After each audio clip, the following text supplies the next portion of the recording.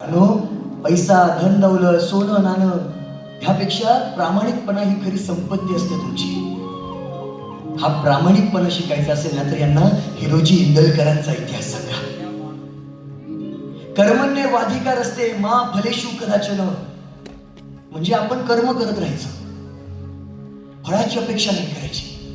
ही शिकवण जर तुम्हाला हवी असेल ना तर यांना बहिर्जी नायकांचा इतिहास सांगा. बाळांनो, राग करायचं नाही, चिडायचं नाही. मम्मी सांगते ना आपल्याला, सांगते की नाही? सांगते ना, चांगलं नाहीच आहे. पण ह्या रागाची ऊर्जा जर तुम्ही चांगल्या कामासाठी वापरली तर हाच राग तुमचं वरदान ठरू शकतं. हे वरदान जर तुम्हाला हवं असेल ना तर यांना संताजी घोरपडेंचा इतिहास सांगा. एखाद्या गोष्टी मागे ना जिद्दीने लागायचं, मग ती गोष्ट स्वतःच थांबून तुम्हाला म्हणते बाबा मी तुझीच आहे, ये मिठीत घे मला. ही जिद्द जर शिकायची असेल ना तर यांना धनाजी जाधवांचा इतिहास सांगा. बाळांनो, या इकडे या, या जवळ या, जवळ या. हा स्वराज्य ना तुमच्यासाठी घडवला गेला बाळांनो. म्हणून तुमच्या आई वडिलांचं नाव मोठं करा, शिका, या स्वराज्याचं नाव मोठं करा.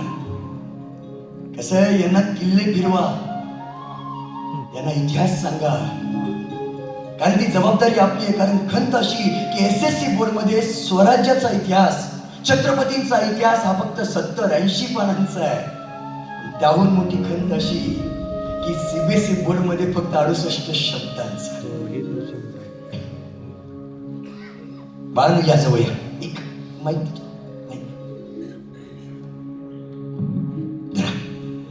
या जवळ या. या या, माझ्यासोबत बोलायचं तुम्हाला. या, घाबरू नका. या या.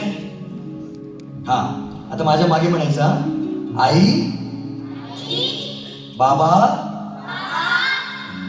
तुम्ही मला रोज कार्टून दाखवता ना. याला जास्त दाखवतं वाटतं, जोरात बोला. तुम्ही मला रोज कार्टून दाखवता ना. दाखवा,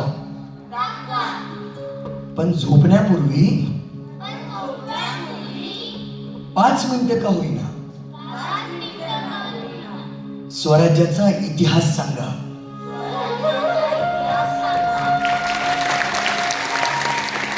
आता माझी जबाबदारी संपली, यापुढे तुमची जबाबदारी. जबाबदारी आणि आई वडिलांना ही जबाबदारी आठवण करून द्या, कळलं?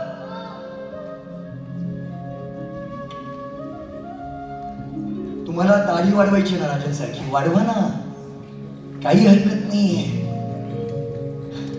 पण त्याआधी राजांचे विचार आधी वाढवा, ते जास्त गरजेचे आहेत.